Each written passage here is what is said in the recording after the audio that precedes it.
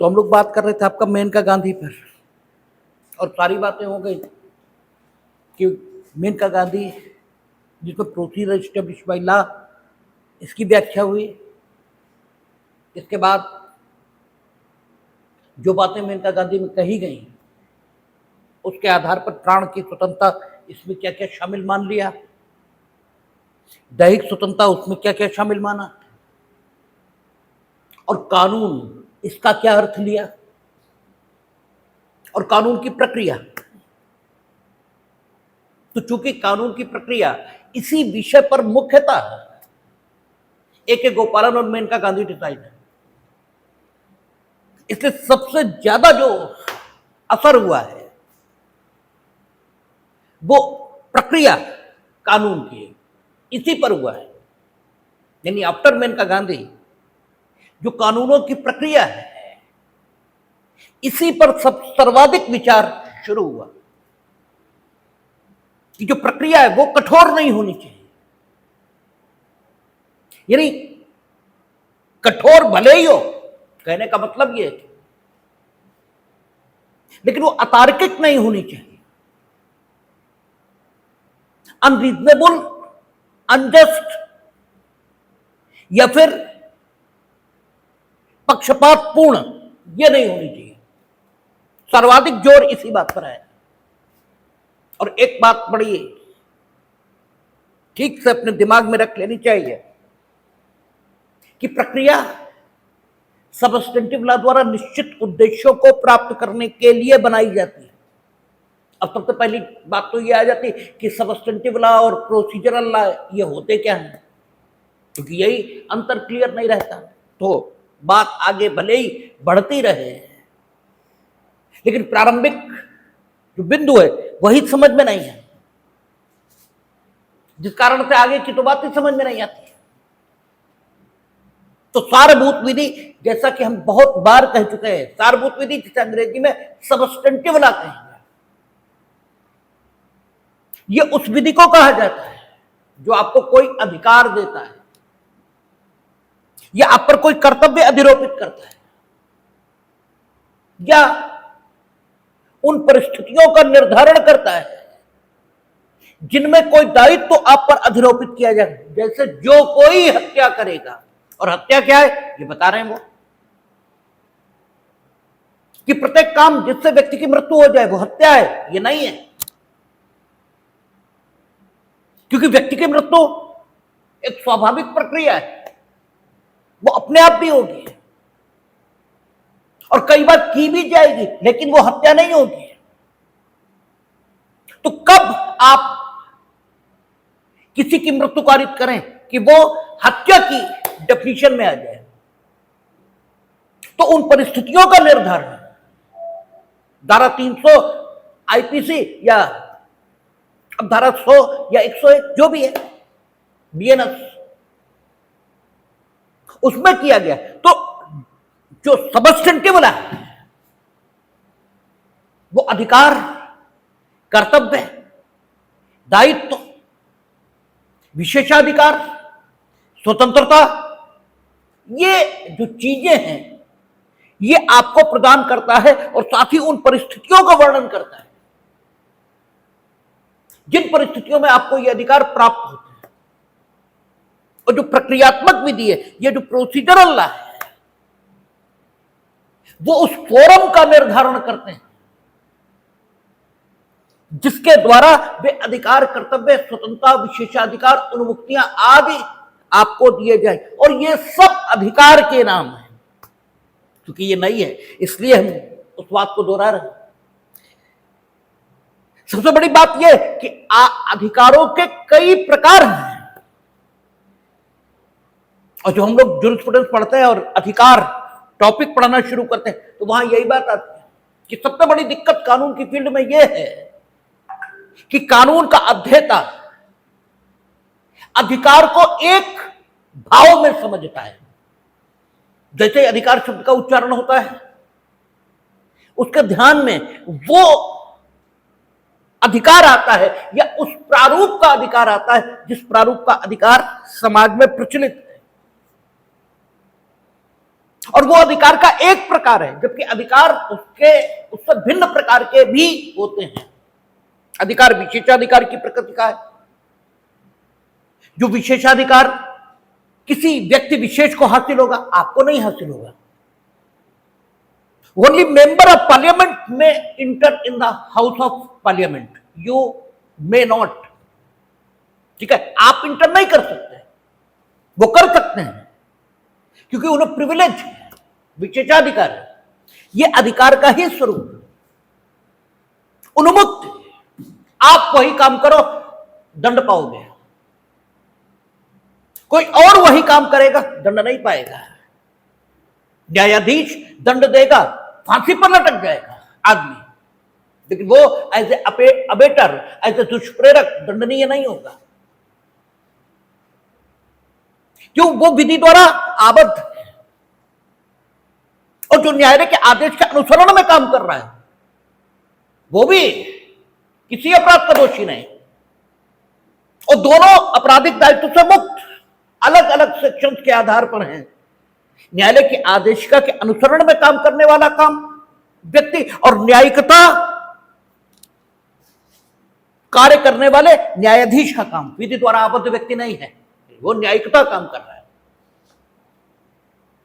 ठीक है, तो दोनों बातें अलग अलग हैं, लेकिन वे उनके विशेषाधिकार हैं जिनका इस्तेमाल आप नहीं कर सकते, और वो भी अधिकार की ही सूरत है। तो there may be several forms of the right. ठीक है ना, अधिकार के अनेकों प्रकार हैं, जिनमें से प्रमुख अधिकार, विशेषाधिकार, स्वतंत्रता, उन्मुक्ति, ठीक है, ये माने जाते हैं। ठीक है, उन्मुक्ति जिसे अंग्रेजी में इम्यूनिटी आप कहते हैं। तो अधिकार ये आपको कौन देगा? Substantive law. जो कानून आपको अधिकार देगा, या जो कानून आप पर दायित्व अधिरोपित करेगा, या जो कानून आप पर कर्तव्य इसका अधिरोपण करेगा, यू मस्ट डू दैट, वो सबस्टेंटिव लॉ कहलाएगा। और प्रक्रिया, क्योंकि अगर आप इतने ही बेहतर होते कि आपको जो अधिकार दिया जाता आप सिर्फ उसी का उपयोग करते और उन्हीं परिस्थितियों में करते जिन परिस्थितियों में वो अधिकार आपको प्राप्त है, तब तो कानूनी की जरूरत नहीं थी। इतने बेहतर अगर आप होते तो फिर कानून की आवश्यकता ही नहीं है, फिर तो सब कुछ अपने आप चलता रहेगा। इसीलिए कहा जाता है कि साधु को कानून की जरूरत थोड़ा ही है, दुष्टों को कानून की जरूरत है, क्योंकि साधु तो आत्मानुशासित है, वो तो स्वयं से अनुशासित है। आपके कंडक्ट को रेगुलेट करने की आवश्यकता ये होती है, तो इसलिए कानून है। तो प्रोसीजरल इसकी जरूरत पड़ती है, क्योंकि आप ऐसा करेंगे नहीं कि जो अधिकार हो आप सिर्फ उसी का उपयोग करें और उन्हीं परिस्थितियों में करें जिन परिस्थितियों में वो अधिकार आपको प्राप्त होता है। ऐसा आप करेंगे ही नहीं। ऐसा आप नहीं करेंगे, मीनिंग देयर बाय आप में से बहुत ऐसा नहीं करेंगे। तो जो नहीं करेंगे उनको आखिर क्या दंड दिया जाए, या उनके उस प्रकार कार्य न करने से प्रभावित व्यक्ति को क्या अनुतोष दिया जाए, यह सवाल पैदा होता है। अनुतोष यानी रिलीफ, क्या रिलीफ दी जाए, यह प्रश्न पैदा होता है। और कौन दे और किस प्रक्रिया से दे, क्योंकि जो ये कहता है कि आपने उन परिस्थितियों में उस अधिकार का उपयोग नहीं किया है जिन परिस्थितियों में जो अधिकार आपको प्राप्त था, वो भी सत्यवादी हरिश्चंद्र के खानदान का नहीं है, वो भी झूठ हो सकता है। इसलिए इस व्यक्ति के कथन की सत्यता, इसकी जांच की जरूरत है। और यदि इसकी बात सही है तो यह व्यक्ति जिसने अधिकारों का उल्लंघन किया है, यह परिस्थितियों की अनदेखी की है। इसको दंड और इस व्यक्ति को यानी जो पीड़ित इसको अनुतोष यह दिया जाना जरूरी है सामाजिक व्यवस्था के हित में। इसलिए प्रक्रिया बनानी पड़ती है ताकि हम उस फोरम को डिसाइड कर सकें, हम वो तरीका डिसाइड कर सकें जिससे इस व्यक्ति के कथन की सत्यता की जांच ये हम कर पाए। जो ये आरोप लगा रहा है कि इसने अपने अधिकारों की सीमा में रहकर काम नहीं किया है, इसके कथन की सत्यता की जांच हो सके, क्योंकि यदि वो स्वीकार कर लेता है तो भी आवश्यक नहीं है कि उसकी स्वीकारोक्ति स्वतंत्रता पूर्वक की गई हो, इसलिए कथन की जांच की आवश्यकता है।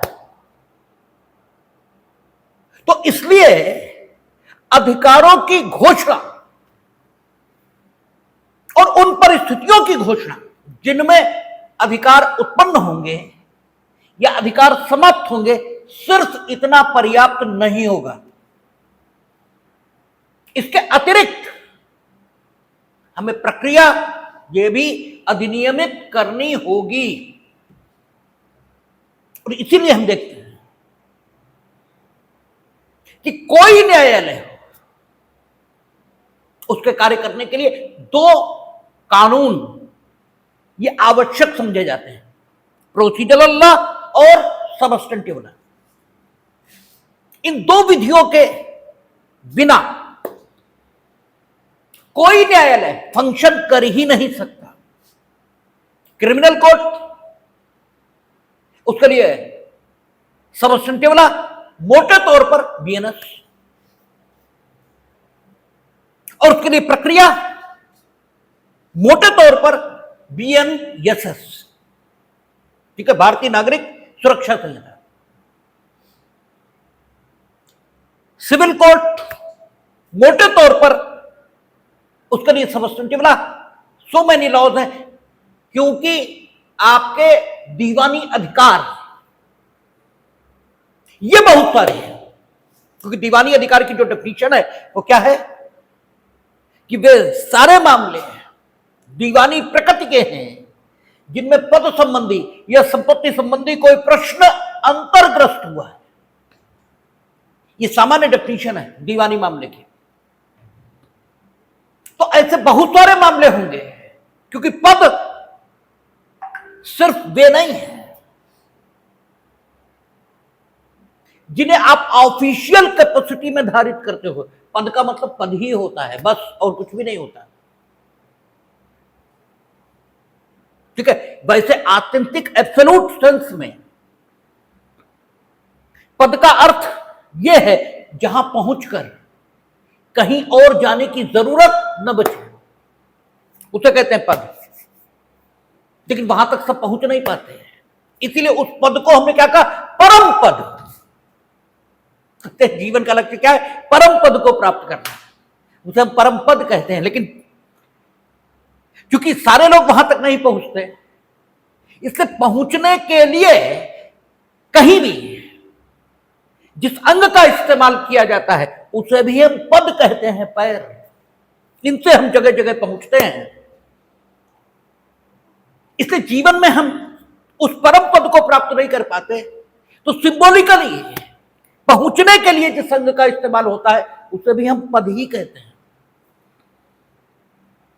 इसीलिए इन पैरों से आप जिस पद पर पहुंच जाए वो पद ऐसा पद नहीं है जिस पर आप रहने के लिए ईश्वर द्वारा भेजे गए हैं। इसलिए वहां पहुंचकर आपको अपनी मंजिल की समाप्ति ये नहीं मान लेनी चाहिए, जीवन का लक्ष्य प्राप्त हो गया, ऐसा नहीं मानना चाहिए, और ना ही आपको कोई अहंकार होना चाहिए, जबकि ऐसा होता नहीं, ठीक है ना। तो सवाल यह है कि न्यायालय कोई हो, अगर वो सिविल कोर्ट है तो पद संबंधी या धन संबंधी प्रश्न अंतर्गत, धन हमने गलत शब्द का उपयोग कर लिया क्योंकि संपत्ति का प्रारूप धन के अलावा भी है, धन भी संपत्ति है, लेकिन संपत्ति धन के प्रारूप को छोड़कर अन्य प्रकार की भी होती है। अब तो भौतिक और अभौतिक, कॉर्पोरल और इनकॉर्पोरल, ये भी संपत्तियों के प्रकार मान्य हो गए हैं, थे तो हमेशा से। ठीक है, मान्यता उन्हें आज मिल गई है। तो सवाल यह है कि आपके दीवानी अधिकार बहुत से हैं, ये बहुत हो जाएंगे, इसीलिए दीवानी न्यायालय के समक्ष सारभूत विधि या सबस्टेंटिव लॉ, इसको जब हम रिकॉग्नाइज करते हैं तो वो Hindu law, law of contact, ठीक है, टीपीए या अन्य बहुत सारे कानूनों के रूप में हमारे सामने आ जाता है, और प्रक्रिया सीपीसी, क्योंकि without that any court can't be function, कोई कुछ कर ही नहीं सकता। तो विधि और प्रक्रिया, two things are essential for the functioning of a legal system. इसके बिना काम नहीं चलेगा। अब फिर सवाल पैदा होता है कि वो प्रक्रिया और वो कानून जिसके बिना किसी भी न्यायालय का काम नहीं चलेगा, आखिर उसकी विशेषताएं क्या है? सवाल यह पैदा होता है, क्योंकि किसी भी चीज को हम ये नहीं कह सकते कि वो कानून है और उसके मुताबिक न्यायालय को फंक्शन करना चाहिए, क्योंकि हम लगातार बोल रहे हैं, लगातार हर लेक्चर में लगभग बोलते हैं कि प्रारूप महत्व की बात नहीं है, फॉर्म महत्व की बात नहीं है। फॉर्म में तो कोयल और कौवा एक ही जैसे, there is no difference between these two creation of the god. ठीक है, प्रारूप में तो सभी सांप एक जैसे हैं और इसी का दंड सारे सांप पा भी लेते हैं, लेकिन सारे जहरीले नहीं। गुण और धर्म के दृष्टिकोण से इनमें बड़े भेद हैं, और उन भेदों का ख्याल न रखना, ठीक है, न्याय को जन्म नहीं देता, क्योंकि उन स्पीसीज के साथ, जिन स्पीसीज के साथ कठोरता नहीं होनी चाहिए, ये जिस स्तर की कठोरता नहीं होनी चाहिए वो भी होने लगती है। और इसी को अनुच्छेद 14 में कहा है कि असमानता को जन्म दे देता है। अगर आप कहें सांपों के साथ यह व्यवहार किया, जैसा भी सुप्रीम कोर्ट ने कहा था कि कुत्तों के साथ यह व्यवहार किया जाएगा, आज कह दिया कि गलत, अत्यधिक कठोर है मामला, ठीक नहीं है, और हम पहले दिन से कह रहे थे कि यह गलत है, ये इस दृष्टिकोण से भी गलत है। हालांकि हम उच्चतम न्यायालय से अभी भी सहमत नहीं है, इसलिए कि उन्हें अपने डिसीजन की शुरुआत यहां से करनी चाहिए थी कि पृथ्वी मानवों की नहीं है। अभी भी उन्होंने अपने दावे को पृथ्वी पर कहीं ना कहीं बचा लिया है, अभी भी वो उस भाव भूमि पर नहीं पहुंचे हैं। अभी भी ऐसा लग रहा है मानो कुत्तों पर उन्होंने दया की है, दया नहीं की है, उन्हें उनका हक दिया है, भले ही वो अपना हक मांगने में सक्षम नहीं थे।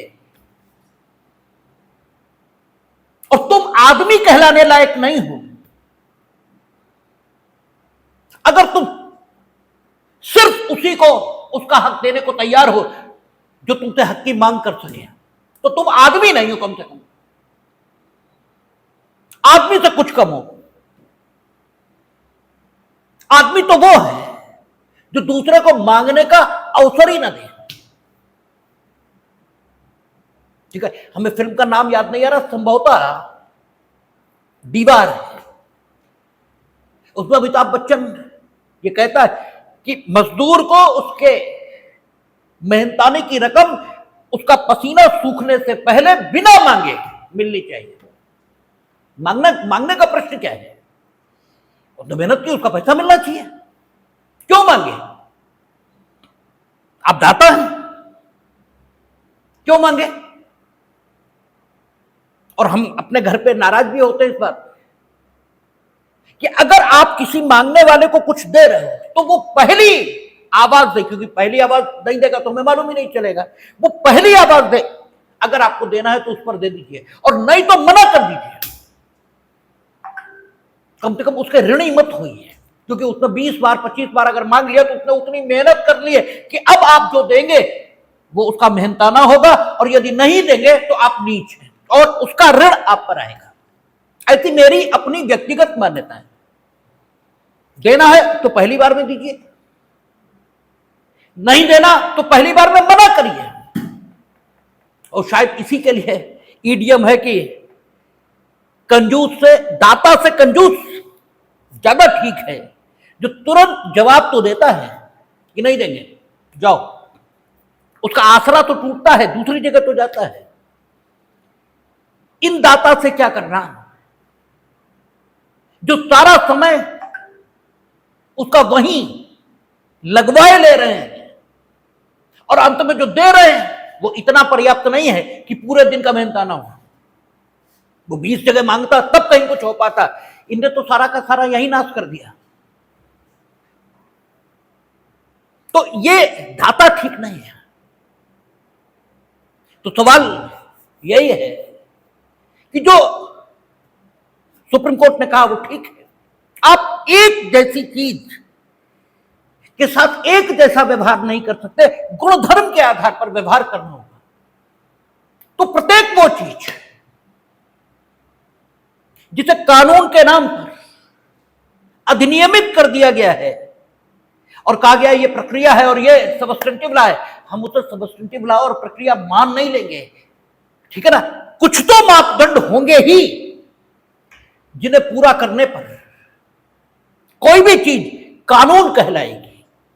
कोई तो मापदंड होगा जिसे इसेंशियली पूरा करने पर यह कहा जाएगा कि यह प्रक्रिया की विधि है और यह सबस्टेंटिव लॉ है।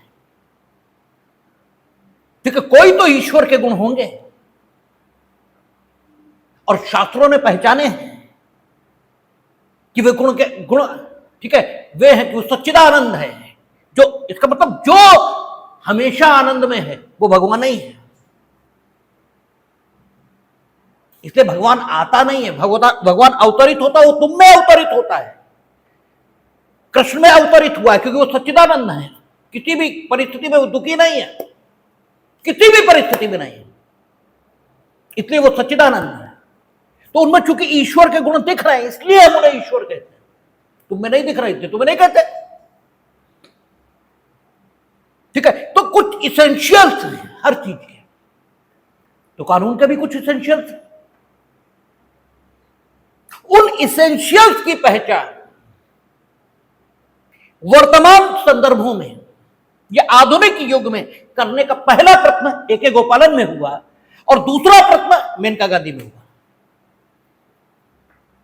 ए.के. गोपालन में इसेंशियल्स जो बताए गए वे इसेंशियल्स हो नहीं सकते, क्योंकि उनमें इसेंशियल्स उन्होंने बताया इनेक्टेड लॉ। ये सिर्फ वैसे ही है जैसे बोले सांप वो है जो रेंगता है।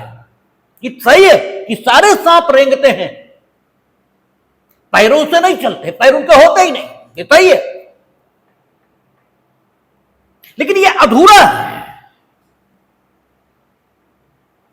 ठीक है। सरीसृप वर्ग में जिनको कैटेगराइज करते हैं उन्हें सिर्फ इस आधार पर कैटेगराइज नहीं करते कि वे रेंगते हैं, अन्य विशेषताएं भी हैं और वे बड़ी महत्वपूर्ण हैं, उनकी ओर आपने ध्यान ही नहीं दिया।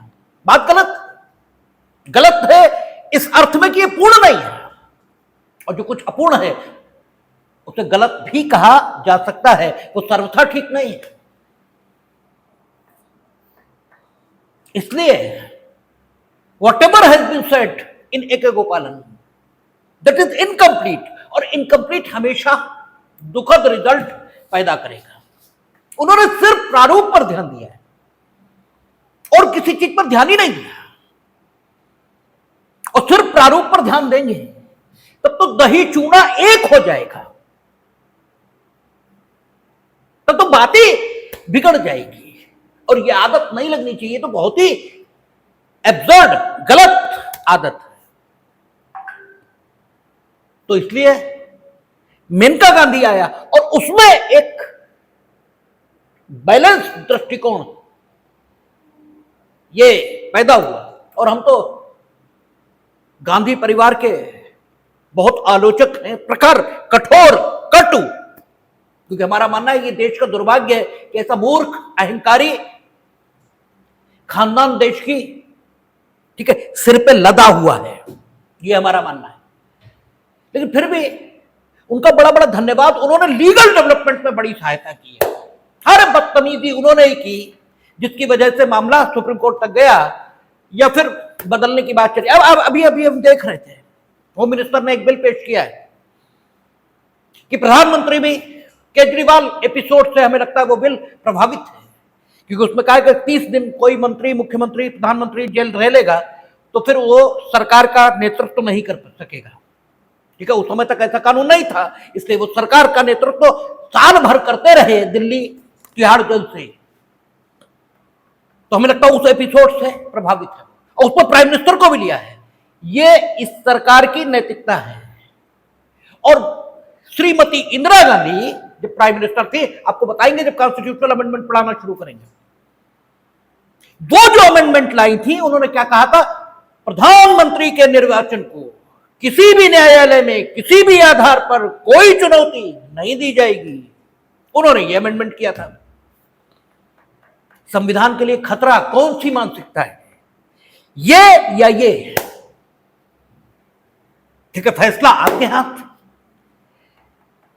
सिर्फ तथ्य हैं वो हम रख रहे हैं। कोई हम पैदाइशी इस परिवार के विरोधी होकर नहीं पैदा हुए थे। ठीक है, यहां रहे, देखा, पढ़ा, जाना, विश्लेषण किया और इस निष्कर्ष पर पहुंचे कि ये कोड है समाज, देश का ये परिवार है। ठीक है, इसे तो खत्म होना ही चाहिए। पॉलिटिकली जीवन तो सबका सुरक्षित रहना चाहिए, जीवन से मेरा क्या विरोध हो सकता है, ठीक है, लेकिन politically this family should be demolished, इसे खत्म हो जाना चाहिए। लेकिन खैर उन्हीं की कृपा है कि इंडियन लीगल सिस्टम एक बढ़िया जगह पर आया। वो न मेनका गांधी का पासपोर्ट, उनकी दादी श्री न मेनका गांधी का पासपोर्ट इंपाउंड करती और ना ही मसला सुप्रीम कोर्ट जाता और ना रीडिफाइंड होता सब कुछ। और इसमें बेसिकली कानून क्या हो और कानून की प्रक्रिया क्या हो, इस पर बात हुई। और आपके सामने लगातार बोला जा रहा है कि कानून की प्रक्रिया की उन्होंने विशेषताएं बताई हैं कि प्रक्रिया इसमें नेचुरल जस्टिस होना चाहिए, क्योंकि उस प्रक्रिया को प्रक्रिया कह ही नहीं सकते जिसमें नेचुरल जस्टिस के गुण नहीं है। अर्थात whatever you are going to do, you must show the reason why you are going to do only that. केवल उसे ही क्यों, आप रीजन डिसीजन दीजिए। डिसीजन देने से पहले दूसरे को सुनिए। तो आप उस प्रक्रिया को प्रक्रिया नहीं कह सकते, which is not going to provide a proper opportunity to be heard to the opposite party। ये नहीं हो सकता। और जो पक्षपात से युक्त है, कम से कम उस अथॉरिटी से ये उम्मीद नहीं की जा सकती है कि उसे न्याय निर्णय करना चाहिए। अर्थात authority must be free from bias, ये होना ही चाहिए। और अगर ऐसा नहीं है तो फिर यह कहा जाएगा कि आप प्रक्रिया के नाम पर मनमानी कर रहे हैं, आप प्रक्रिया से डिसीजन कर रहे हैं, ये कहा ही नहीं जा सकता। तो in the case of Maneka Gandhi, they have identified, they have told us कि what are the essentials of a free, just and reasonable procedure। इसके गुण क्या हो, ये तभी जस्ट, फेयर और रीजनेबल हो सकता है when it include the essentials of natural justice। ये बात मेनका गांधी में आई और फिर आगे की बात उन्होंने कही। ठीक है, अगर नेटवर्क चला भी जाए तो आप जुड़े रहेंगे, अपने आप आएगा। कोई गड़बड़ कर रहे हो। तो अब अगली बात कही कि यदि अनुच्छेद 19 की स्वतंत्रताओं ऐसा कानून सीमित कर रहा है तो इस कानून को अनुच्छेद 19 को भी संतुष्ट करना चाहिए और अनुच्छेद 14 का ध्यान तो रखना ही होगा, क्योंकि अनुच्छेद 14 का ध्यान अगर नहीं रखा गया है, यानी जो प्रक्रिया बनाई गई वो अनुच्छेद 14 द्वारा निश्चित किए गए आदर्शों को संतुष्ट नहीं करती, तो फिर उस प्रक्रिया को तो प्रक्रिया कहा ही नहीं जा सकता। अर्थात वो अगर मनमानी है तो प्रक्रिया नहीं कहा जा सकता। इसे 14, 19 और 21 इसके बीच अंतर संबंध है और मेनका गांधी में प्रक्रिया इसकी, ठीक है, बात हुई प्रमुखता। तो प्रक्रिया युक्ति संगत होनी चाहिए और युक्ति संगतता हम लगातार आपसे बात करते हैं कि युक्ति संगतता मांग करती है कि एक लाठी इससे सारी भैंसें सारी भेड़ें न हाँकी जाएं। युक्ति संगतता इस बात की मांग करती है कि आदमी की कैपेसिटी के मुताबिक, विषय की इंपॉर्टेंस के मुताबिक विषयों के साथ, व्यक्तियों के साथ व्यवहार होना चाहिए। युक्ति संगतता इसी का नाम है, क्योंकि what is reasonable for you, for your health, ठीक है, वो इनके लिए उपयुक्त होगा, जरूरी नहीं। देशी घी स्वस्थ व्यक्ति के लिए उपयुक्त है, लीवर पेशेंट के लिए नहीं, उसके लिए वो जाहिर है। तो यूनिवर्सली यू कैन, ठीक है, you can not decide the procedure, procedure में लचीलापन यह होना चाहिए। प्रक्रिया कैसी हो, क्योंकि बड़ी मोटी बात कह दी है मेनका गांधी में, बहुत आप कहें माइन्यूट एनालिसिस हुई है, नहीं, वहां बड़ी मोटी मोटी बात कही गई है कि प्रक्रिया युक्ति संगत होनी चाहिए। अब ये युक्ति संगत शब्द अपने में ही ऐसी स्थिति पैदा करेगा कि विभिन्न व्यक्तियों के संबंध में दायित्व, कर्तव्य आदि उत्पन्न करते समय व्यक्ति की स्थिति के मुताबिक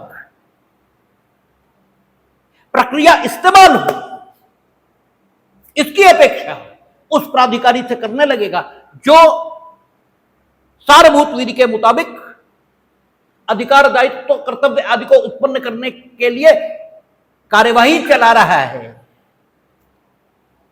या अगर एक लाइन में कहे तो यह कि जो न्याय निर्णयन कर रहा है उसके संबंध में उससे यह अपेक्षा करना शुरू कर देगी कि संबंधित व्यक्ति इसकी स्थिति को ध्यान में रखते हो। तो जब प्रक्रिया की बात शुरू हुई, रीजनेबिलिटी, मेनका गांधी के बाद, तो आपको मालूम है कि अगर आप गवर्नमेंट का पैसा ले लेंगे और नहीं देंगे तो आपका घर मकान सब नीलाम कर दिया जाएगा, ठीक है। लेकिन कब? जब आप गवर्नमेंट का पैसा ले लेंगे और नहीं देंगे, तब। मेनका गांधी से पहले इस नहीं देंगे शब्द पर सम्यक ध्यान नहीं दिया गया। मेनका गांधी के बाद कोर्ट ने कहा नहीं देंगे ये शब्द है, तो नहीं देंगे इस शब्द का तात्पर्य क्या हुआ? नहीं देंगे शब्द का तात्पर्य यह हुआ कि है और नहीं देंगे, ठीक है और नहीं देंगे। अगर है ही नहीं तो देने ना देने का तो प्रश्न ही नहीं है। देने या न देने के विकल्प व्यक्ति के समक्ष तब है जब हो, जब है ही नहीं तो देने और ना देने का सवाल क्या? और जो है या जो दिखता है कि है वो हो, जरूरी नहीं। ठीक है, व्यक्ति बड़ा कठोर दिखता है, हम अपने मुंह में बिट्टू नहीं करते, लेकिन सामान्य तौर पर हम बड़े कठोर दिखते हैं, लेकिन उतने कठोर है नहीं। ठीक है, लेकिन दिखते बहुत कठोर। तो जो दिखता है वैसा ही हो, यह भी जरूरी नहीं। आपको दिखता है कि बारोअर यानी ऋणी उसके पास है, लेकिन नहीं है। इसलिए नहीं है क्योंकि आदमी से देवता होने की अपेक्षा नहीं हो सकती, आदमी से आदमी के रूप में व्यवहार करने की अपेक्षा है। और आदमी सर्वप्रथम अपनी ऐसी जरूरतों की पूर्ति करेगा जिसके बिना उसका अस्तित्व ही नहीं बचेगा। तो उसके पास है, लेकिन सिर्फ इतना कि वो अपनी बेसिक नीड्स को सेटिस्फाई कर सकता है, रोटी कपड़ा और मकान, इससे ज्यादा कुछ नहीं है उसके पास। जो कुछ whatever he possesses, that is sufficient for only, ठीक है, वो उसी की आवश्यकताओं की पूर्ति के लिए पर्याप्त है या उसमें भी थोड़ा कम है, तो फिर उसके बाद नहीं है। ये सिर्फ आप कहते हो कि है या आपको दिखता है कि है। और कानून क्या कहता है? जब है और नहीं देता तब घर मकान नीलाम करेंगे और वसूलेंगे। अब देखिए, प्रक्रिया में शब्द नहीं बदले हैं, शब्द तो वही है, शब्द में कोई बदलाव नहीं है, लेकिन निर्वचन नहीं देंगे। ठीक है, इसका होना शुरू हुआ और प्रक्रिया ह्यूमैनिटेरियन होने लगी। ठीक है, तो प्रोसीजर एस्टेब्लिश वाइला उसे नहीं कह सकते जो युक्ति संगत नहीं है। जो एक लाठी से भय झांक रहा है, जिसके पास है और नहीं देता, जिसके पास होना दिखता भर है और नहीं देता, इन दोनों व्यक्तियों के बीच अंतर होना चाहिए, लेकिन अंतर नहीं किया जा रहा है अब तक। जबकि इंस्टीट्यूट अंतर की मांग कर रहा है, ऐसा कहा जा सकता है। ठीक है, क्योंकि वो कहता है और नहीं देता। तो बारोअर्स की स्थिति में सुधार आया और कानून जब व्याख्यायित होकर आते हैं, उन बात ठीक होती तो विधायिका भी उन्हें अपनी विधियों में अधिनियमित करती है। आप देखेंगे तो संशोधन के माध्यम से सीआरपीसी वगैरह में प्रोविजन लाए गए थे 436 में, और वर्तमान में 478 शायद हो गई, 436 उसमें कि अगर व्यक्ति जमानती अजमानती अपराध से भिन्न अपराध इसका अभियुक्त है, जेल में है, जमानत हो गई और बहुत दिनों तक तो जमानती नहीं दे पा रहा है, कुछ निश्चित दिन लिखे हैं उसमें, ठीक है, यानी कितने सप्ताह, उतने दिन तक जमानत नहीं दे पा रहा, तो उसे सिर्फ पर्सनल बॉन्ड पर छोड़ दिया जाएगा। यानी प्रक्रिया ह्यूमैनिटेरियन होनी शुरू हुई है। ठीक है, यह प्रक्रिया ठीक नहीं है। हां, प्रथमता जमानतियों की मांग होनी चाहिए, ठीक है, लेकिन एक व्यक्ति जो सब कुछ हारा हुआ है उसे सिर्फ इसलिए बंद रखना कि कोई उसका फेवर नहीं करता, ये तो राज्य के परम संरक्षक होने की अवधारणा के ही विरुद्ध है। कोई उसका फेवर नहीं करता तो आपको और ज्यादा उसका फेवर करना चाहिए। लीगल एड से संबंधित प्रावधान सबको दिए जाएंगे। ऐसे बहुत सारे चीजें लाई गई जो प्रक्रिया को ह्यूमैनिटेरियन बना रही थी। प्रक्रिया जस्ट, फेयर और रीजनेबल होनी चाहिए, और रीजनेबिलिटी इस बात की मांग करेगी कि यूनिवर्सल न हो, जस्ट भी हो प्रक्रिया, फेयर भी हो, रीजनेबल भी हो। तो यहां रीजनेबिलिटी के आधार पर यह कहा गया कि जिसके पास है ऐसा प्रतीत होता है, उसके बारे में यह नहीं माना जा सकता कि उसके पास है। और यह कहा गया यदि कोई ऋणी सिर्फ इतना ही रखता है जिसमें वो अपनी आवश्यकताओं की पूर्ति कर सकता है, तो उसके विरुद्ध जो उत्पीड़नात्मक प्रक्रियाएं हैं ऋणों की वसूली के लिए, वे नहीं अपनाई जाएंगी।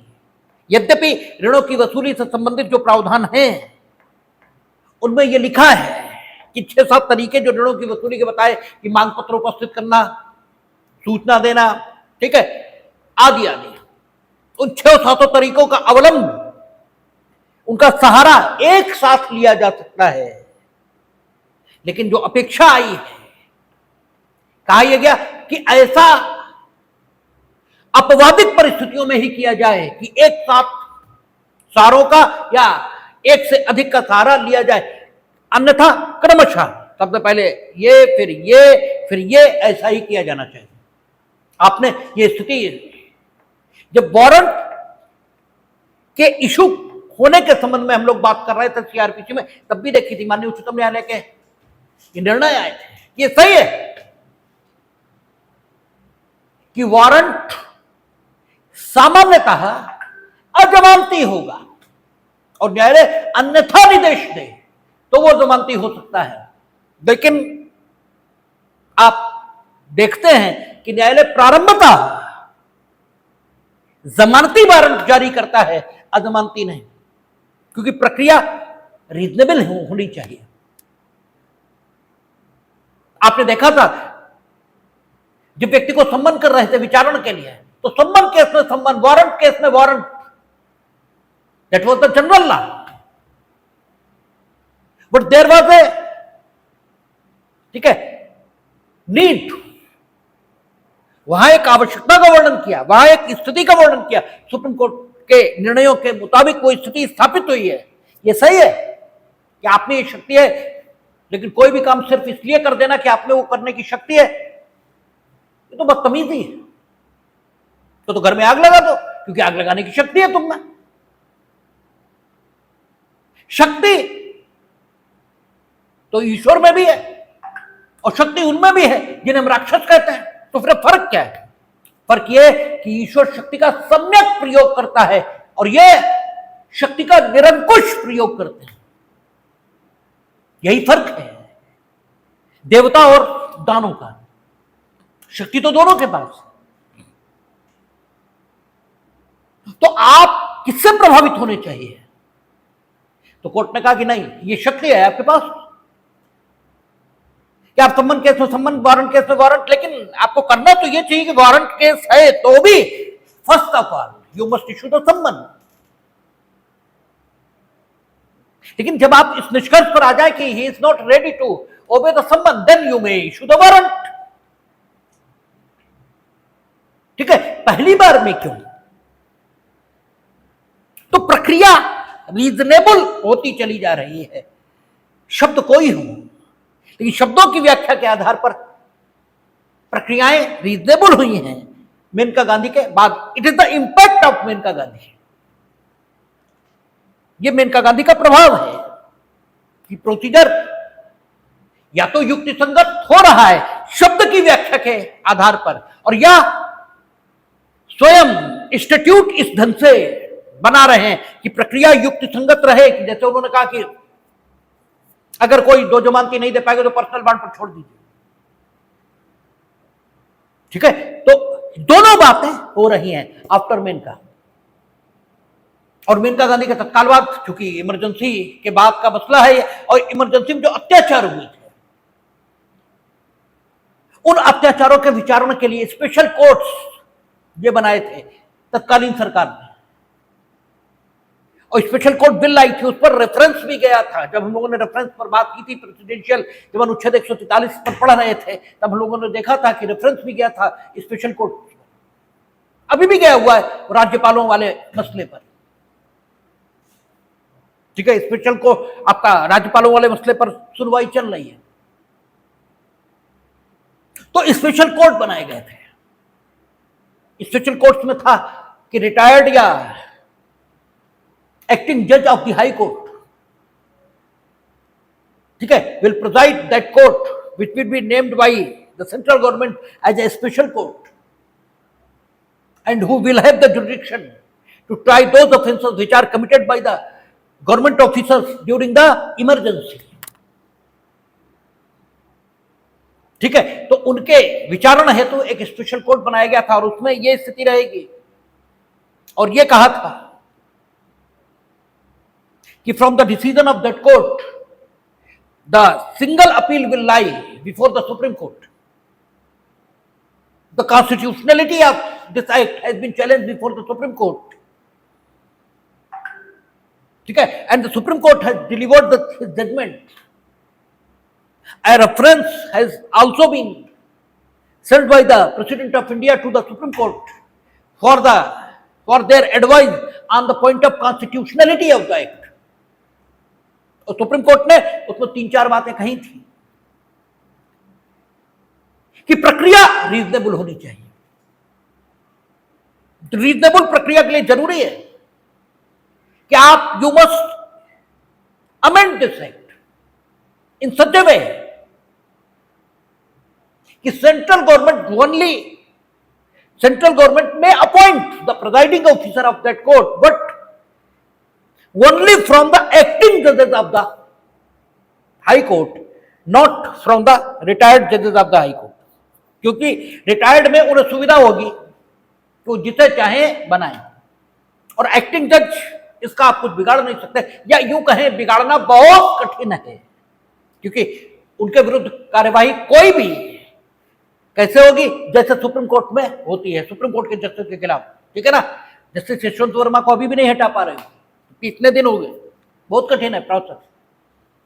तो निष्पक्षता ये ज्यादा आएगी, इसलिए यू, ठीक है, you may possess the right of selection, लेकिन selection should be made by you from the acting judges of the high court, not from the retired judges of the high court।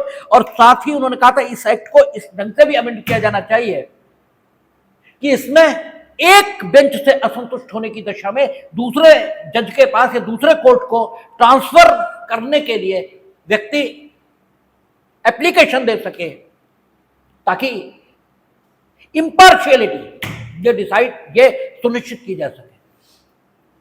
ये भी होना चाहिए।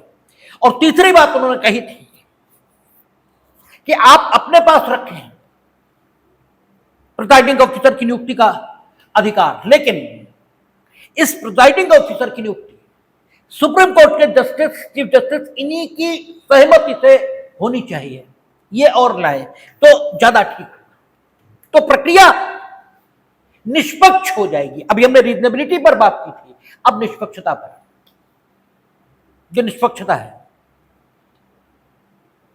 ठीक है, न्यायपूर्ण, निष्पक्ष और युक्तिसंगत एक कानून बना, AFSPA, armed forces special power act.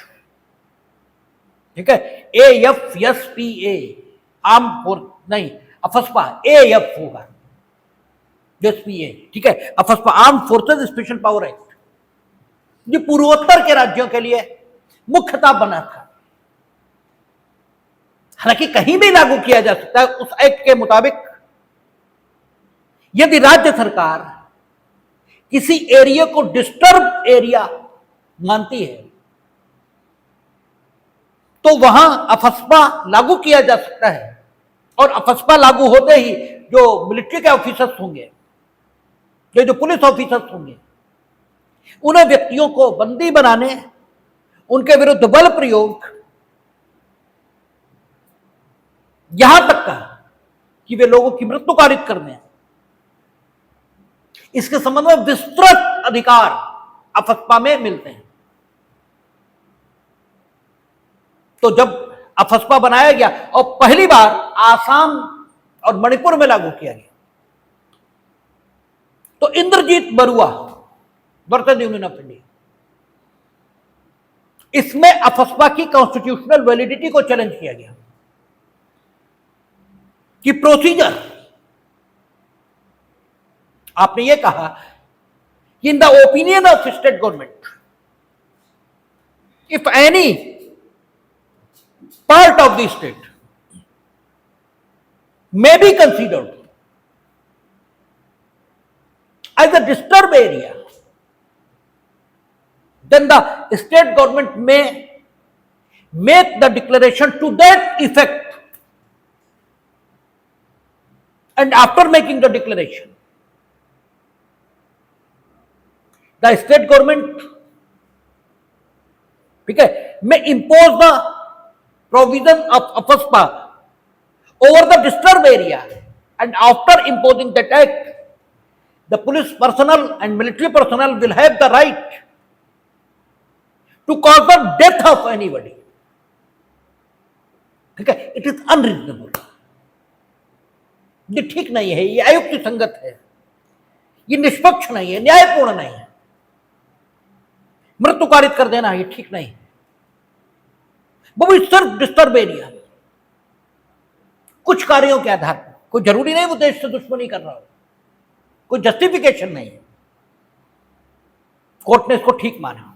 Court ने कहा युक्ति संगत, निष्पक्ष, न्यायपूर्ण, इन शब्दों की व्याख्या अत्यंत उदार लोगों के दृष्टिकोण से ही की जाए, ऐसा नहीं होगा। परिस्थिति के मुताबिक इसकी व्याख्या की जाएगी। अगर कोई एरिया डिस्टर्ब एरिया है, सामान्य एरियाज में अगर इस प्रकार की ताकत पुलिस और मिलिट्री पर्सनल को दी जाए, no doubt that is unconstitutional. लेकिन अगर डिस्टर्ब एरिया है तो बाकी लोगों का अनुच्छेद 21 है या नहीं? अगर डिस्टर्ब एरिया में जो मिसक्रिएंट्स हैं वो बाकी लोगों के लिए प्राण की स्वतंत्रता, इसी के लिए संकट पैदा कर रहे हैं, दैहिक स्वतंत्रता बाकी लोगों की उनके ठेंगे पर है, तो फिर ऐसे लोगों को मृत्यु के मृत्यु का जोखिम उत्पन्न करके भी शांत करना, ये दूसरों के अनुच्छेद 21 की सुरक्षा के लिए जरूरी है। लेकिन यह भी अनुच्छेद 14 मांग करेगा कि मनमानापन नहीं होना चाहिए। ठीक है, डिस्टर्ब एरिया है तो अन्यों की सुरक्षा के लिए, क्योंकि समष्टि की सुरक्षा पर व्यक्ति की सुरक्षा या व्यक्ति के हित को अधिमान नहीं दिया जाएगा, वो हमेशा समाज और समष्टि इसी की सुरक्षा को दिया जाएगा। तो ठीक, अगर डिस्टर्ब एरिया है तो अन्यों की सुरक्षा के हित में, अन्यों के अनुच्छेद 21 की सुरक्षा, इन मिसक्रिएंट्स की जो सुरक्षा है उसे इस हद तक जोखिम में डाल देना न्यायोचित है कि इनकी मृत्यु कारित कर दी जाए। लेकिन डिस्टर्ब एरिया में तो सवाल यह है कि मनमानेपन का अभाव और युक्ति संगतता संबंधी आवश्यकता प्रक्रिया में इस बात की मांग करती है कि डिस्टर्ब एरिया, इसका डिक्लेरेशन कैसे हो रहा है इस पर ध्यान दिया जाए। क्योंकि डिस्टर्ब एरिया जैसे घोषित हुआ वैसे ये अधिकार मिलेंगे, तो डिस्टर्ब एरिया क्या इसे घोषित करने में सक्षम जो प्राधिकारी है अर्थात राज्य सरकार, क्या उसे एक्ट में इस प्रकार की शक्तियां दी गई कि वो जिस एरिया को चाहे डिस्टर्ब एरिया घोषित कर दे, और अगर जिस एरिया को चाहे डिस्टर्ब एरिया घोषित कर दे तो उस एरिया में तत्काल पुलिस पर्सनल और मिलिट्री अधिकारियों को ये अधिकार आ जाएंगे जो फसपा दे रहा है, और तब वाकई आम जनता की जो सुरक्षा और अधिकार है ये खतरे में नजर आएंगे। तो उन्होंने इस दृष्टिकोण से अफस्पा का परीक्षण शुरू किया और उन्होंने पाया कि नहीं, ये बात गलत है।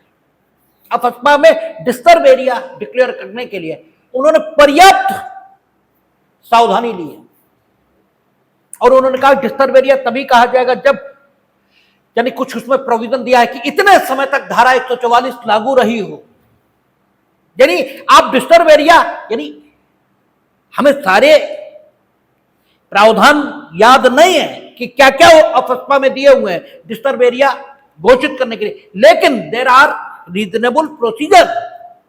आप यूं ही किसी एरिया को डिस्टर्ब एरिया नहीं घोषित कर सकते, और जब तक डिस्टर्ब एरिया नहीं तब तक अफस्पा लागू नहीं हो सकता। तो उन्होंने कहा इंद्रजीत बरुआ में ये पूरी तरह निष्पक्ष, न्यायपूर्ण और युक्ति संगत प्रक्रिया का अधिनियमन कर रहा है। तो प्रक्रिया, इस पर सर्वाधिक ध्यान आया है। ठीक है, प्रक्रिया meaning due procedure, due procedure अपना, इसी से व्यक्तिगत स्वतंत्रता का हनन हो सकता है। अब एक चीज क्या कहता है, there is a inter relation between 14, 19 and 21। ठीक है, यानी एक कानून जिसके आधार पर आप अनुच्छेद 21 का वायलेशन क्लेम कर रहे हैं, ऐसा भी हो सकता है कि आप उस चैलेंज में 14 और 21 इसके वायलेशन को क्लेम कर रहे हो। ऐसा भी हो सकता है कि आप 19 और 21 इसका वायलेशन क्लेम कर रहे हो। ठीक है ना, ऐसा भी हो सकता है कि आप 14 और 19 इसका वायलेशन क्लेम कर रहे हो, क्योंकि 19 की 6 स्वतंत्रता 21 में शामिल है। तो जैसे आप 19 के आधार पर क्लेम करोगे, वैसे 14, 19, 21 तीनों के आधार पर मान लिया जाएगा, क्योंकि 19 की 6 स्वतंत्रताओं सहित सारी स्वतंत्रताएं दैहिक स्वतंत्रता में है। तो बर्डन ऑफ प्रूफ ये किस पे होगा, क्योंकि 14 में बर्डन ऑफ प्रूफ हमेशा पिटिशनर पर होता है। हम लोग पढ़कर आए, याची ये साबित करें कि अन्य लोग जो उसी की जैसी स्थिति में हैं उससे अलग वर्ग में समायोजित किए गए हैं।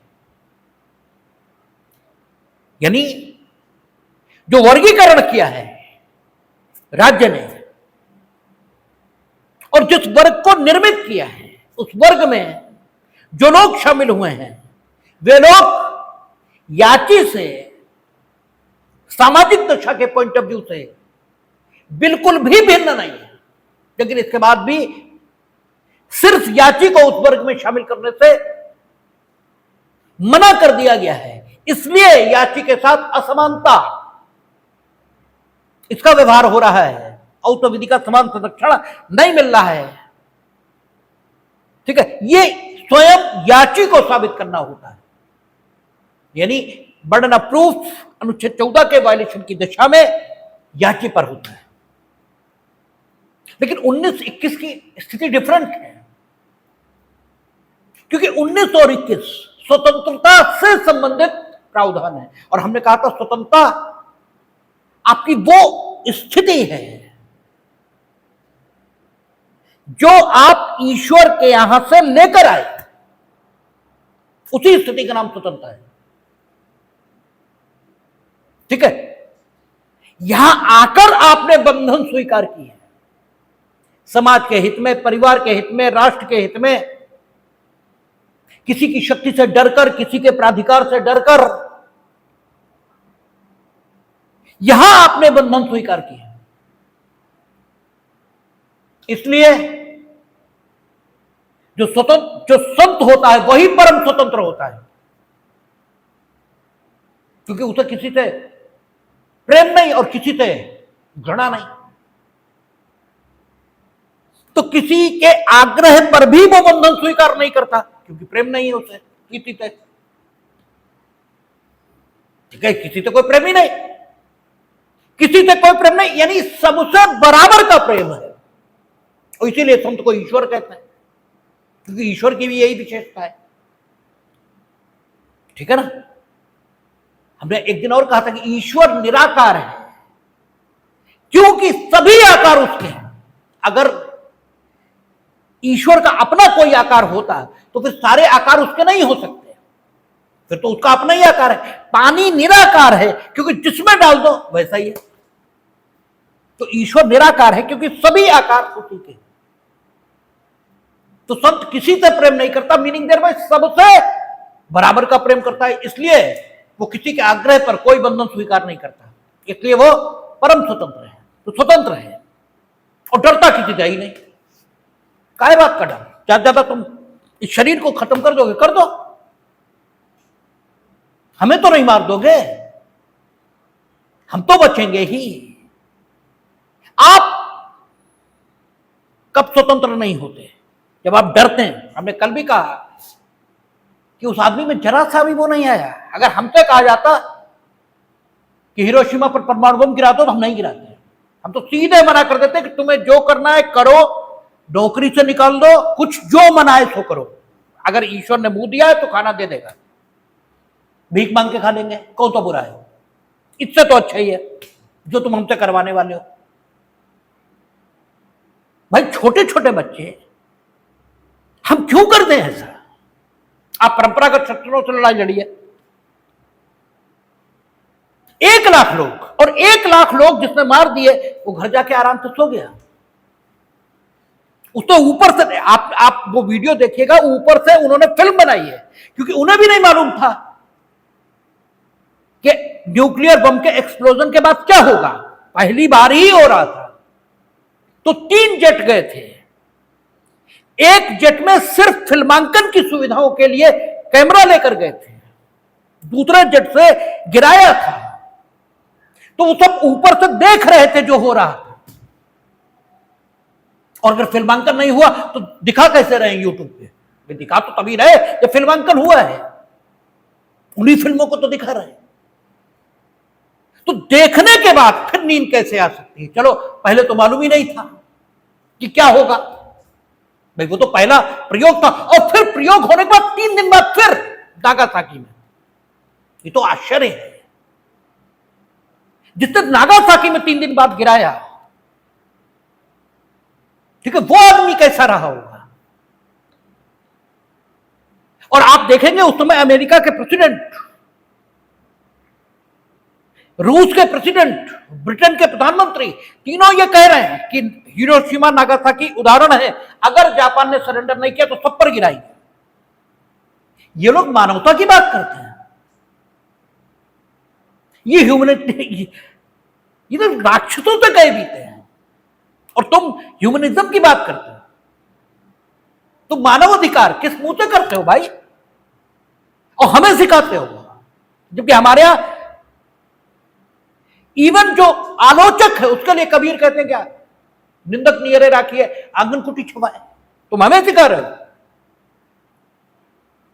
ह्यूमन राइट कमीशन और ह्यूमन राइट कमीशन, जो कौन कौन से मैन के राइट के कमीशन, तुम हमें बता रहे हो।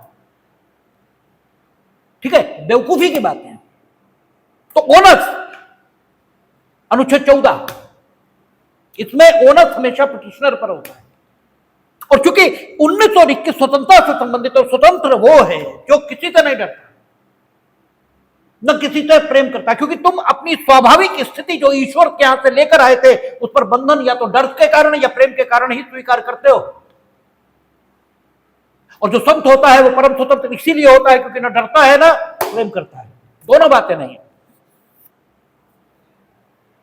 तो स्वतंत्रता, क्योंकि 1921, तो स्वतंत्रता पर निर्बंधन आम आदमी स्वीकार करता है, या तो प्राधिकार के डर के कारण, और या प्रेम के कारण, या व्यवस्था के हित में।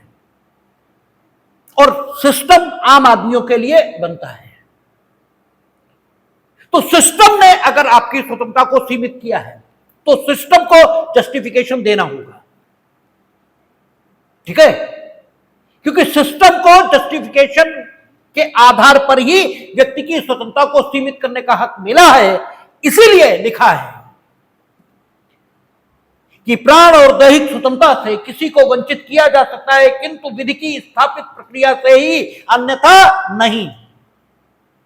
इसका मतलब सिस्टम को विधि की स्थापित प्रक्रिया अर्थात जस्टिफिकेशन के आधार पर, या वाक एवं अभिव्यक्ति की स्वतंत्रता पर युक्ति संगत निर्बंधन निम्न शीर्षकों के आधार पर लगाए जा सकते हैं। सिस्टम को हक मिला है कि वो स्वतंत्रता पर प्रतिबंध लगाए, किंतु there should be a justification.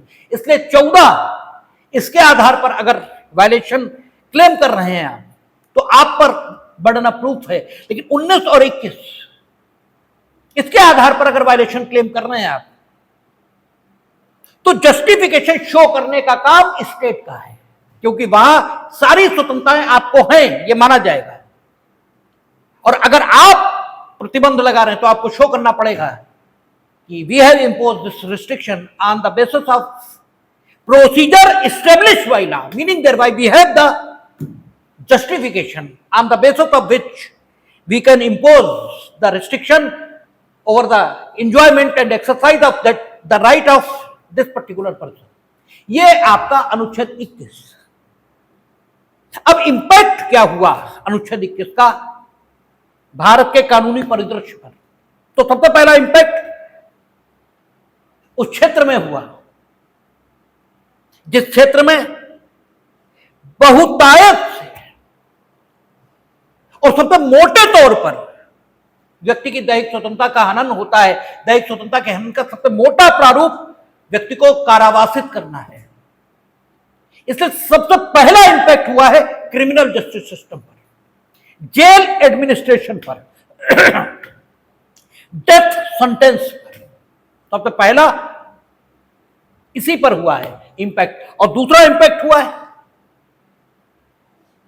व्यक्ति को अनेकों अधिकार मिले, क्योंकि प्राण की स्वतंत्रता और दैहिक स्वतंत्रता में अनेकों अधिकार शामिल हैं। तो that is extended view of Maneka Gandhi. यह कहलाता है जब प्राण की स्वतंत्रता और दैहिक स्वतंत्रता, इन शब्दों की व्याख्या के आधार पर जिन जिन अधिकारों को उत्पन्न किया गया है उनके बारे में बात चलती है, तो कहा जाता है it is the extended view of Maneka Gandhi. और जो impact jail administration, criminal justice system और डेथ सेंटेंस पर हुआ, वो अलग इससे रखा जाता है, क्योंकि वो स्वाभाविक परिणाम है, वो एक्सटेंडेड व्यू नहीं है, वो स्वाभाविक परिणाम है। तो इन सारी बातों पर हम लोग बात करेंगे अगली क्लास में, देखेंगे।